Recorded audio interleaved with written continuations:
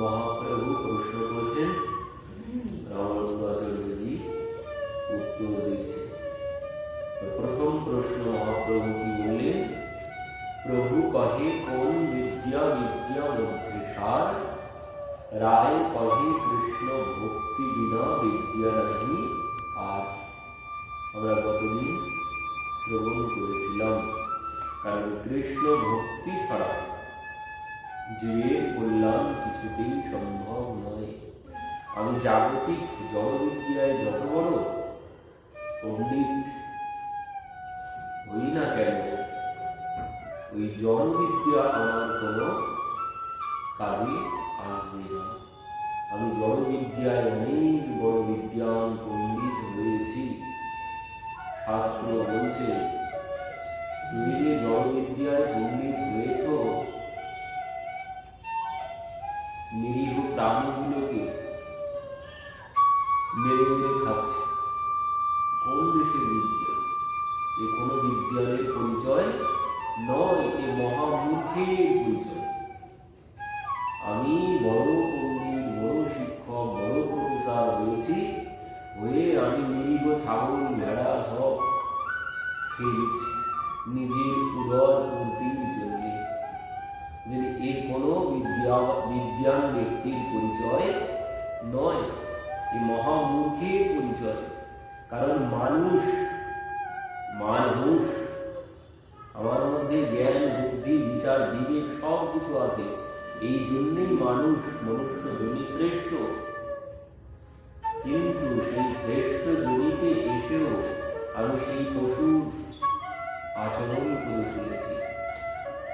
নিরীহ প্রাণীগুলোকে হত্যা করে খাওয়া এই পশু স্বভাব ছাড়া অন্য কোনো কিছু নয়। পশুরাই খেতে পারে, পশু দিয়ে হত্যা করে। একটা পশু সে জীব হত্যা করে খেতে পারে, তার কোনো বিবেক, বিচার, বুদ্ধি নেই, সে খেলে কোনো অপরাধ হবে না। কিন্তু আমরা বলি যে আমরাই হচ্ছে শ্রেষ্ঠ সৃষ্টি, ভগবানের সব থেকে বড় শ্রেষ্ঠ সৃষ্টি যে মানুষ। তো সেই শ্রেষ্ঠ হয়েও কি হল? নিকৃষ্টের মতো কর্ম করছি আমরা। আমার বিচারে কোথায় আমি শ্রেষ্ঠ হলাম? আমি নিরীহ প্রাণীগুলোকে কি জন্য, এত কিছু খাওয়ার জিনিস কি আর কোনো কিছু নেই? আমার উদর বুদ্ধির জন্য, শক্তির জন্য আমি নিরীহ প্রাণীগুলোকে মেরে মেরে খেয়ে নিচ্ছি সব। তো শাস্ত্র বলছে এ কোনো বিজ্ঞানের পরিচয় নয়। বিজ্ঞান হতে গেলে বললেন এই জড় বিজ্ঞান দ্বারা বিজ্ঞান হওয়া সম্ভব নয়। কবির দাস এই জন্য বলছে, পথি পড় পড় জন্মা পণ্ডিত মারনা কই, দায়ী অক্ষর প্রেম কা পড়ে সুপণ্ডিত হয়ে। যার মধ্যে প্রেম আছে, যার মধ্যে ভালোবাসা আছে, যার মধ্যে প্রেম আছে, তার মধ্যেই অনুভব আছে, তার মধ্যেই অনুভূতি আছে। যার মধ্যে প্রেম নেই সে শুধু নিজেরটাই বুঝবে।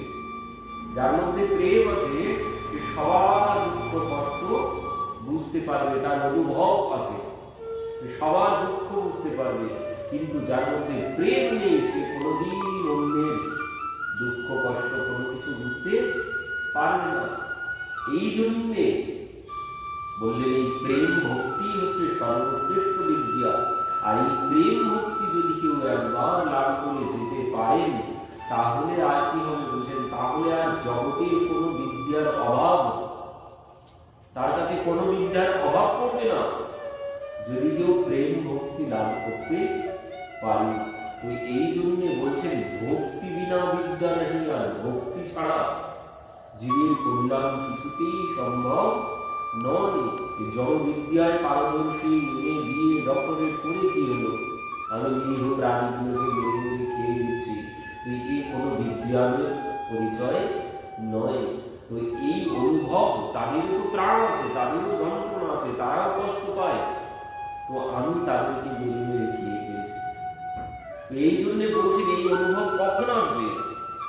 এই অনুভব আসবে যখন প্রেম ভক্তি, প্রেম ভক্তি ছাড়া এই অনুভব আসবে না, ভক্তি বিদ্যা ছাড়া এই অনুভব আসবে না।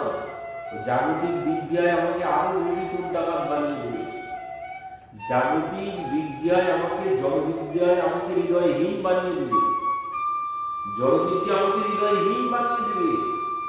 আমি জড় বিদ্যায় যত পারদর্শী হব তত আমি হৃদয়হীনের মতো কর্ম করব। রোগী মারা গেছে, পয়সা নেওয়ার জন্য রোগী জ্যান্ত বলে কাটিয়ে দিচ্ছি, চালিয়ে দিচ্ছি, দিন গেলেই 40-50 হাজার টাকা। একদিন যদি রেখে দিতে পারি, একদিন যদি রেখে দিতে পারি তো 50,000 পাবো।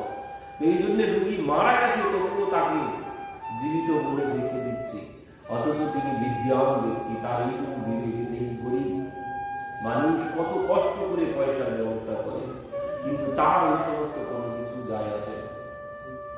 এই জন্য বলছেন এই জড় বিদ্যার দ্বারা কোনদিন মানুষ হওয়া সম্ভব নয়। জড় বিদ্যার পশু তৈরি করে, বললেন জড় বিদ্যা প্রয়োজন নেই, তাহলে না, প্রয়োজন আছে।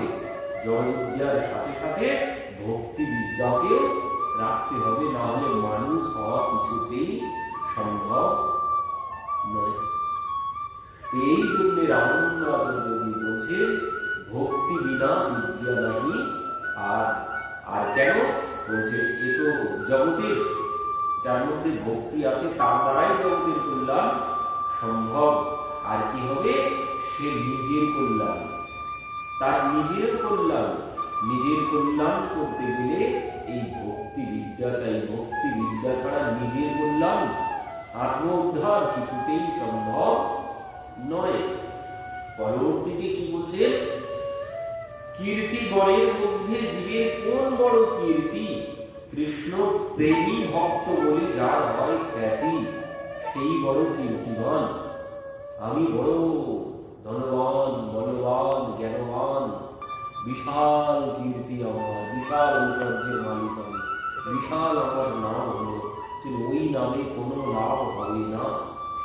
জাগতিক বিষয়ে তুমি বিশাল ধনবান হলে জগতের মানুষ তোমাকে জানল যে তুমি এত বড় ধনবান, এত বড় বিজ্ঞান হয়েছে, কিন্তু তাতে কোনো কল্যাণ, তোমার কোনো কল্যাণ হবে না। আমি জাগতিক বিষয়ে যদি বিশাল ধনবান বিজ্ঞান ব্যক্তি হই, তাতে তোমার কোনো কল্যাণ আসবে না। এই জাগতিক বিষয়ে গাড়ি বাড়ি অর্থ সম্পদ, এ তোমার কোনো কিছু কল্যাণে আসবে না। এগুলো কি করবে? এগুলো তোমাকে কিছুদিনের সুযোগ সুবিধা দান করবে, এগুলো কিছুদিন তোমাকে সুযোগ সুবিধা দান করবে। এবং জাগতিক বিদ্যা, জগতের অর্থ সম্পদ, নাম সুনাম সব কিছুদিনের সুযোগ সুবিধা দেবে, সুযোগ সুবিধা দেবে, আর কিছুই করতে পারবে না, সব এখানেই পড়ে থাকবে। এ কোনো কর্মের শেষের দিনে এ কোনো সুযোগে আর আসবে না। যতদিন একে আমি ব্যবহার করতে পারবো ততদিন এখান থেকে সুযোগ সুবিধা লাভ করতে পারবো, তারপরে আর আমার কোনো কর্মে আসবে না। তো তার জন্যে আমাদের একটা সমস্যা কোথায়? আমাদের সমস্যা হচ্ছে আমরা এই শরীরটাকে নিয়েই সর্বক্ষণ ভাবি। আমরা ভাবি এই শরীরটাই সব কিছু, এই শরীরটা সব কিছু ভেবে আমরা এর সুযোগ সুবিধা সুখের, এই শরীরটাকে সুখ দেওয়ার জন্য আমরা সবাই ব্যস্ত সর্বক্ষণ। আমরা সবাই ভাবি এই শরীরটাই আমার সব কিছু, তো এই শরীরটাকে সুখ দেওয়ার জন্য আমরা নানান রকমের ব্যবস্থা করছি, যা কিছু করছি এই শরীরটাকে মানে সুখ সুবিধা দেওয়ার জন্য। কিন্তু আমরা যে জানি না যে এর ভিতরেও আরো একটি শরীর আছে, আমার আরো একটি শরীর আছে। এই শরীরটা শুধু একটি শরীর নয়, আরো একটি শরীর আছে। শুধু এই শরীরটিকে নিয়ে ভাবলে চলবে না।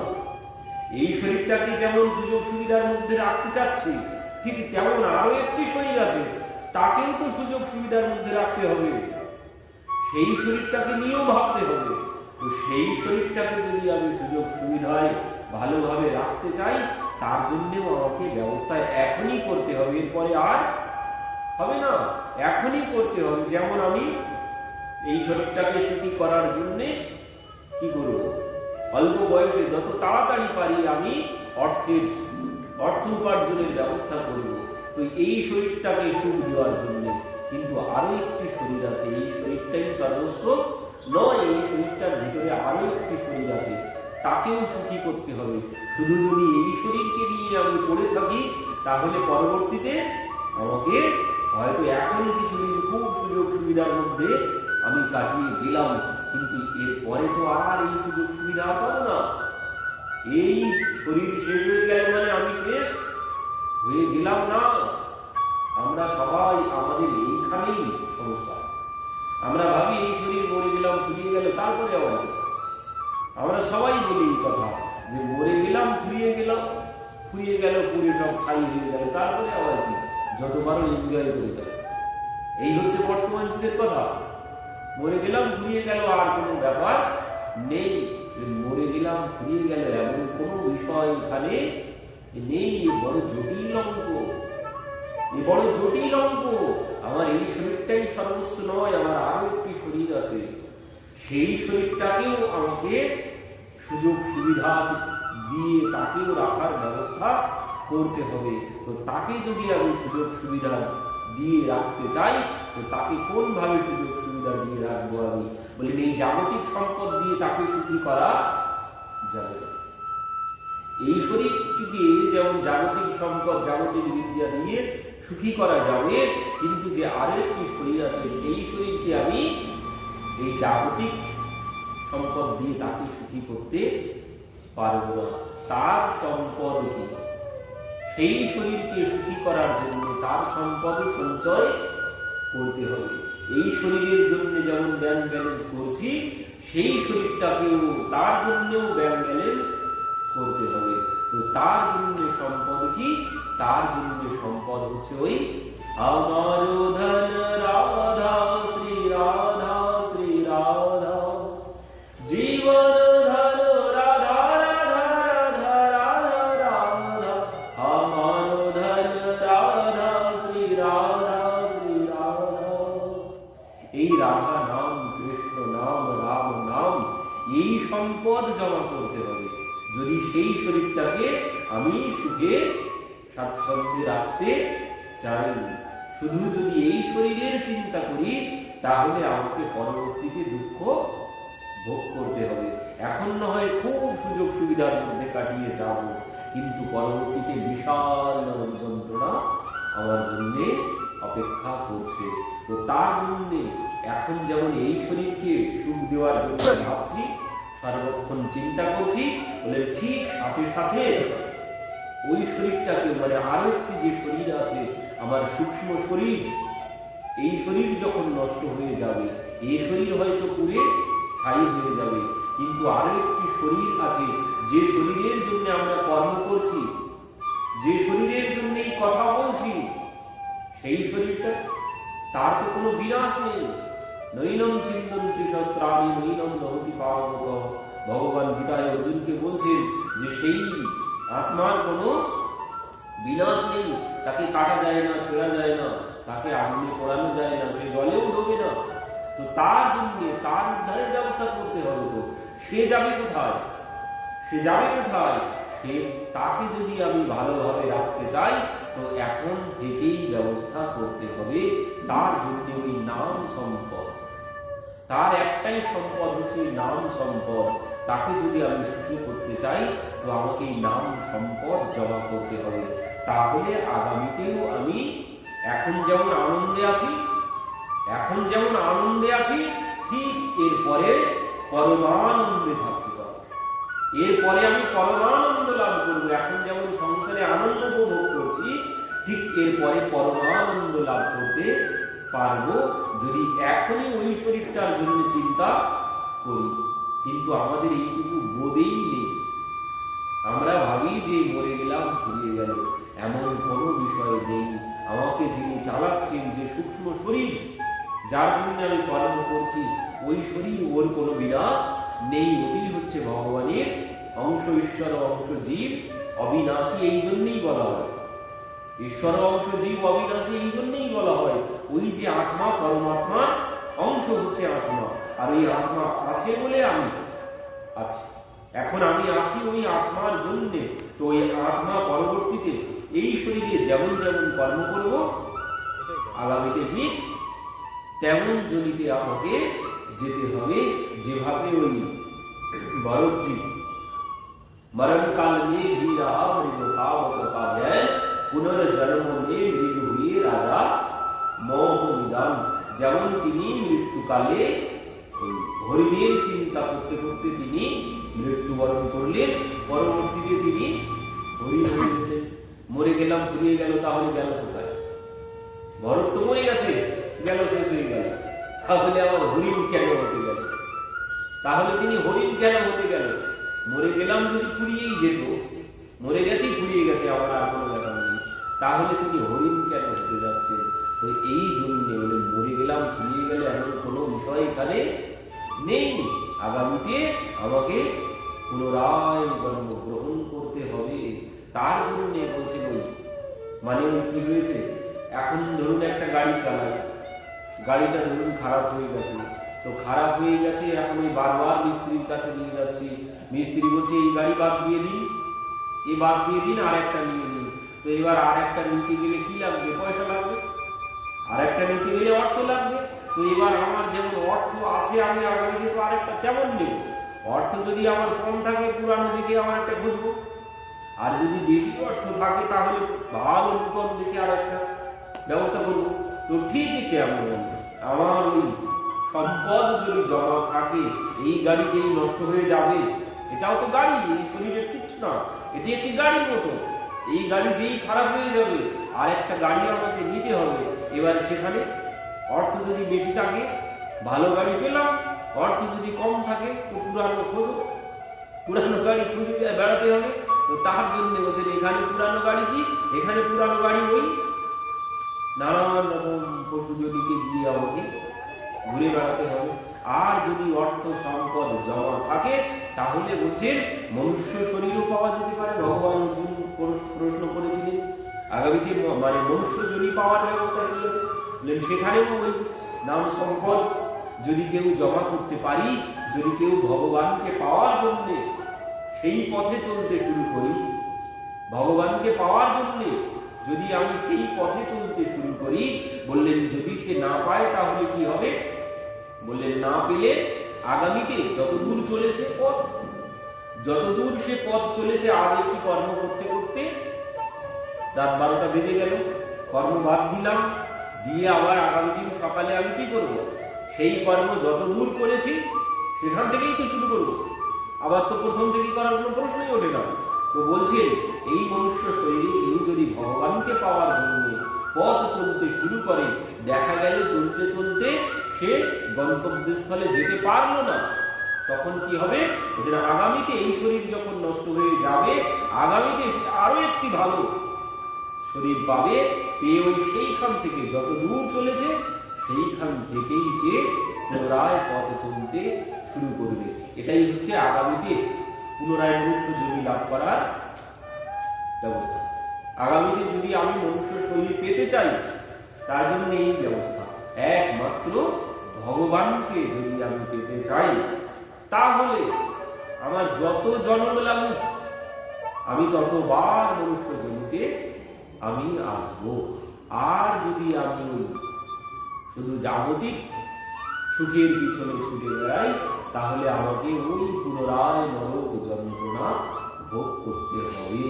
আর বললেন যে ওই মৃত্যুকালে আবার মৃত্যুকালে আবার যদি আমি যেমন যেমন চিন্তা করতে থাকবো, ভগবান গীতায় পরিষ্কার বলে দিলেন, ইয়ম ইয়ম ভাবে স্মরণভ্যম তদন্তে কলেবরম তম তমেব ইতি কৌন্তেয় সদা ভাব ভাবিতম। যে যেমন যেমন চিন্তা করতে করতে মৃত্যুবরণ করবে, সে আগামীতে ঠিক তেমন জনিতে যাবে যেমন ভরতজির ক্ষেত্রে হলো। তিনি হরিণের কথা চিন্তা করতে করতে তিনি হরিণ জনিতে চলে গেলেন, মৃত্যুবরণ করে পুনরায় হরিণ জনিতে গিয়ে তিনি জন্মগ্রহণ করলেন। তো ওই যে কথা বলছিলাম, কে হরিণ জনিতে গেল? ভরতজি তো মারা গেল, তো হরিণ জনিতে গেল কে? হরিণ জনিতে গেল আমার যে দ্বিতীয় দেহ, সূক্ষ্ম দেহ। আমার যে দ্বিতীয় সূক্ষ্ম দেহ, এর মধ্যে যে সূক্ষ্ম দেহ আছে, সেই দেহটি বাহ্যিক পঞ্চভৌতিক দেহ এটি নষ্ট হয়ে যাবে, কিন্তু এই সূক্ষ্ম যে শরীর, ওই শরীর ওর কোনো বিনাশ নেই। ওটাই হচ্ছে আত্মা, ওটাই ভগবানের অংশ। ও শরীরের কোনো বিনাশ নেই। ও শরীর ওই কর্মফল অনুযায়ী ভরতজি যেমন হরিণের মধ্যে প্রবেশ করলেন, আমিও ঠিক আমার কর্ম অনুযায়ী এক এক জনিতে গিয়ে আমি ঘুরে ঘুরে বেড়াবো। তুলসীদাস এখানে একটি কথা বলছিলেন যে রাজর্ষি ভরত হরিণে মন দিয়ে তিনি হরিণ হয়েছেন। রাজর্ষি ভরত হরিণে মন দিয়ে হরিণ হয়েছেন। বলছিল ভরত হরিণ নেহ করি হরিণ ভয় তেজি দেহ তুলসী উনকি কনগতি জিনকি নানা নেহ। মানে ভরতজি এক জায়গায় মন দিয়েছিল, তাই তাকে হরিণ হতে হলো।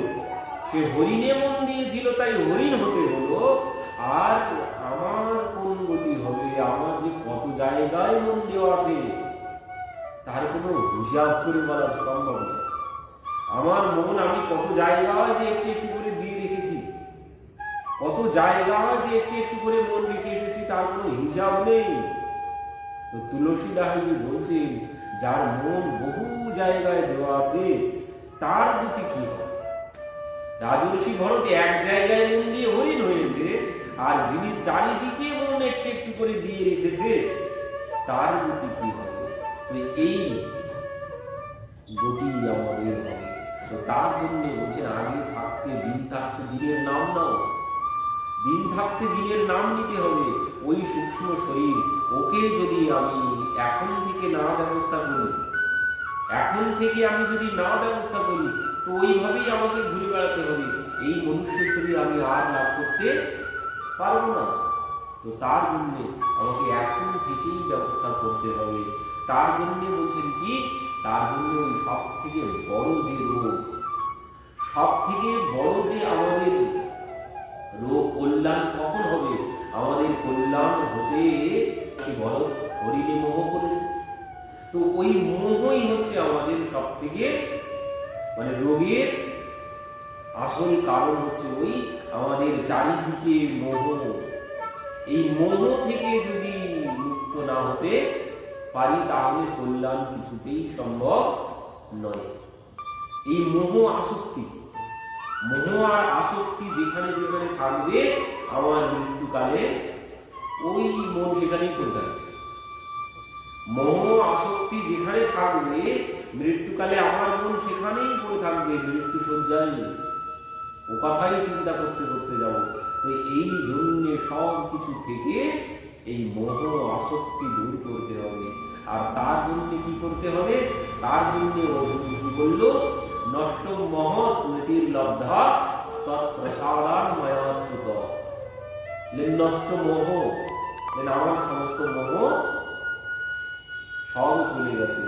নষ্ট মোহ স্মৃতির লব্ধা তৎপ্রসাদান মায়াচ্যুত। বলছেন, হে কেশব, তোমার কৃপায় আমার সমস্ত মোহ দূর হয়ে গেছে। তো এবার কি বলছেন? স্থিতস্মি গত সন্দেহ করিষ্যে বচনম তব। আমার মন স্থির হয়েছে, এই মন স্থির করতে হবে। এই অর্জুন আর কেউ না, অর্জুন সবাই আমরা। অর্জুন সবাই আমরাই অর্জুন। অর্জুনের ভূমিকায় আমরাই সবাই দাঁড়িয়ে আছি। আমার মন টলমল করছে চারিদিকে, সব আমার, সব আমার, এরা তো সবাই আমার আত্মীয় বন্ধু বান্ধব। কি করে আমি যুদ্ধ করবো? কি করে আমি একে ছাড়বো? সবাই তো আমার, এই ছেলে আমার, মেয়ে আমার, নাতি আমার, নাতনি আমার, এদেরকে ছেড়ে আমার মনটাকে আমি কি করে ভিতরে নিয়ে আসবো? ওই যে বুদ্ধ কি বলেছেন? চোখ বন্ধ করে বসে আছেন কি জন্যে?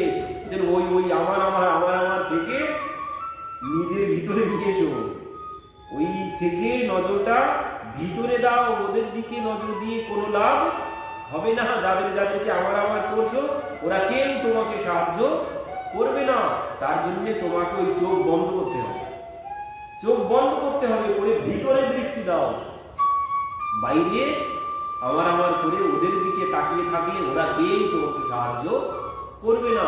এই মোহ যতদিন না যাচ্ছে, ওদের থেকে আমি আমাকে সরিয়ে আনতে কিছুতেই পারবো না। অর্জুনের মতো বলবো এ তো সব আমার, আমি কি করে এদের উপরে অস্ত্র চালাবো?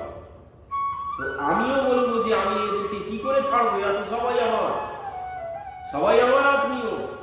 তো এই জন্যে বলছেন যে এই মোহ থেকে আগে দূর হতে হবে।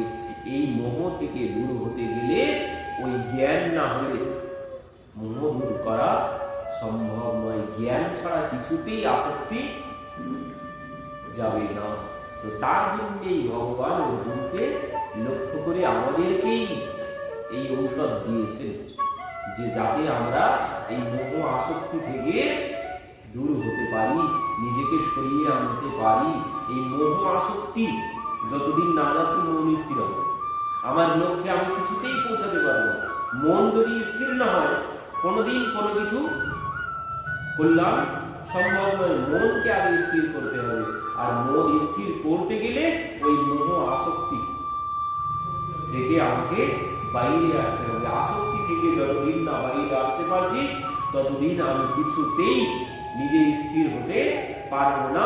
অর্জুনের মতো বলতেও পারবো না যে প্রভু তুমি যা আদেশ করেছ, তোমার আদেশ মতোই, তুমি যা বলবে আমি তোমার আদেশ মতো চলবো।